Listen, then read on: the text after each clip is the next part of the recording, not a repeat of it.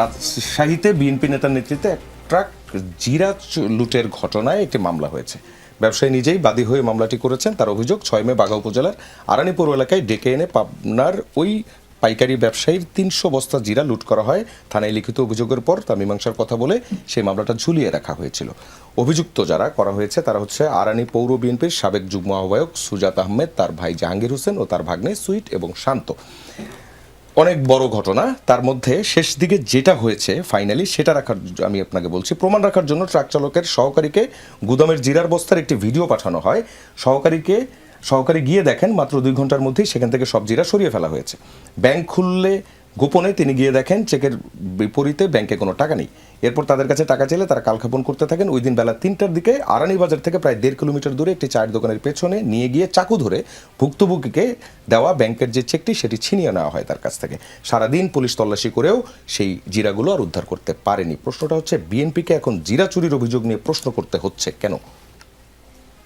যেখানে যদি এরকম কোনো ঘটনা হয়ে থাকে, আমি দেখি নাই, যদি চুরি এই ঘটনা হয়ে থাকে তো পুলিশ তো মামলা নিয়েছে এবং পুলিশ অ্যাকশনে যাওয়া উচিত। ক্লিয়ার কাট কথা, পুলিশ অ্যাকশনে যাওয়া উচিত। আর আগে তো হাসিনার তো আওয়ামী লীগের খুনেরই মামলা নিত না।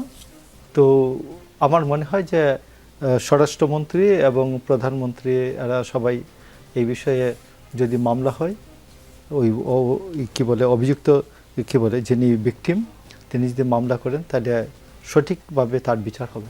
জি, আরেকটি ঘটনা, ফরিদপুরের ভাঙ্গায় চাঁদাবাজির অভিযোগে 2 তরুণকে পুলিশ আটক করার পর তাদের এলাকার ছেলে পরিচয় দিয়ে থানা থেকে ছাড়িয়ে নিয়ে গেছেন উপজেলা বিএনপির সাধারণ সম্পাদক আয়ুব মোল্লা। মঙ্গলবার রাতে, যেটা পরশু দিনের, ভাঙ্গা থানার এই ঘটনা ঘটে। তারা ভাঙ্গা বাসস্ট্যান্ড ও টেম্পো স্ট্যান্ড এলাকায় চাঁদাবাজির সঙ্গে জড়িত ছিল বলে অভিযোগ। অন্যদিকে টাঙ্গাইলের গোপালপুরে উপজেলা যুবদলের যুগ্ম আহ্বায়ক এবং উপজেলা ট্রাক মালিক সমিতির সাবেক সদস্য সচিব দুলাল উদ্দিন ওরফে রাবণের বিরুদ্ধে তরুণীকে ধর্ষণের অভিযোগ উঠেছে।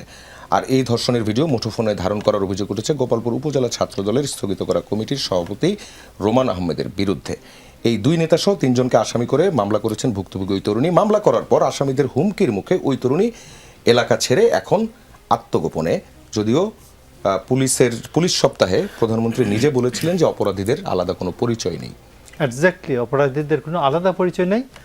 মামলা হয়েছে, মামলা যেন একটা শক্ত সংস্থাকে দিয়ে। লোকাল পুলিশ অনেক সময় মনে করে যে ক্ষমতাসীন দল, তারা আমার বিপক্ষে গেলে আমার কাজকর্ম করতে অসুবিধা।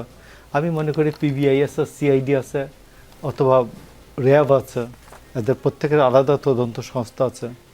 এদেরকে দিয়ে স্ট্রংলি তদন্ত করানো উচিত এবং আমি মনে করি যে তদন্ত করে তার একেবারে শাস্তি, সঠিক যে শাস্তিটা আছে আমার পেনাল কোড বা এই বিশেষ আইন যেটা নারী শিশু নির্যাতন দমন আইন, এই আইনে যে শাস্তি আছে সর্বোচ্চ শাস্তি, সেই শাস্তিটা হওয়া উচিত।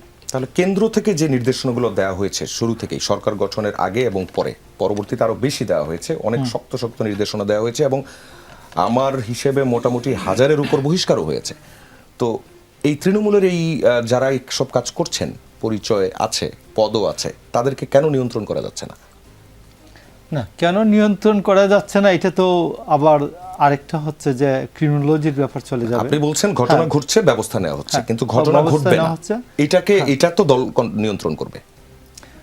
এটা পৃথিবীতে অপরাধ প্রবণতা ছিল আগে, এখনো থাকবে, ভবিষ্যতে থাকবে। আপনি অপরাধীকে আশ্রয় দেন কিনা, প্রশ্রয় দেন কিনা, অপরাধীকে আস্কারা দেন কিনা, এটা হচ্ছে বিষয়। অপরাধী আস্কারা পায় কিনা, এটা হচ্ছে মূল বিষয়। এবং গভর্নমেন্টে থাকলে, অপোজিশনের গিয়ে দেখবেন অনেক মৌলানারা বলাৎকার করে, তো পুরো মৌলানা সমাজকে এটার জন্য দায়ী। মাদ্রাসায় প্রচুর ভিডিও আসে আমাদের যে বাচ্চাকে পিটিয়ে অজ্ঞান করে দিচ্ছে। তো এইটা কি এই জন্য কি সমস্ত মাদ্রাসার শিক্ষকরা এইরকম করেন?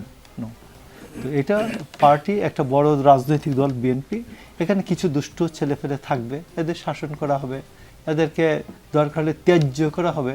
কিন্তু আমি আপনাকে বলছি যে এটা আর ছোট রাজনৈতিক দল, আমরা তো 6000 বহিষ্কার করেছি। বহু রাজনৈতিক পার্টি আছে 6000 লোক নাই, 6000 বহিষ্কার করেছি আমরা গভর্নমেন্টে আসার আগে। আর এখন তখন তত্ত্বাবধায়ক অন্তর্বর্তীকালীন সরকারের লোকজন ধরতো না। এখন আপনি দেখবেন যে যেখানেই হবে, কেউ বহিষ্কার হবে, এবং কোনো অপরাধের সংবাদ পাওয়া যাবে তার বিরুদ্ধে আমরা আপনার উত্তরটা পেয়েছি। না, তার মনিরা বিরুদ্ধে শারমিনের কাছে যেতে চাই। সাংগঠনিক ব্যবস্থা নেওয়া হবে, আইনত ব্যবস্থাটাও জি খুব শক্তভাবে নেওয়া হবে।